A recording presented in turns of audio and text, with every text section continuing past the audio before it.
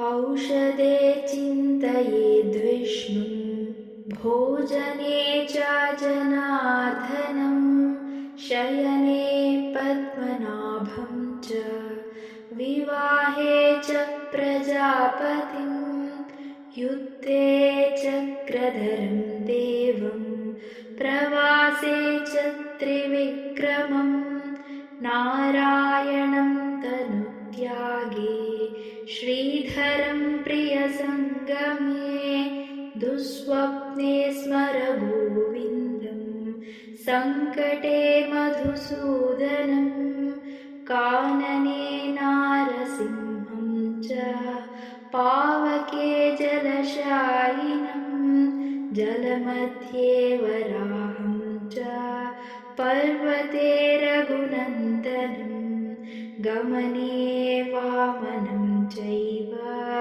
सर्वकालेषु माधवं षोडशैतानि नामानि प्रातरुत्थाय यः पठेत् सर्वपापविनिर्मुक्तो विष्णुलोके महीयते।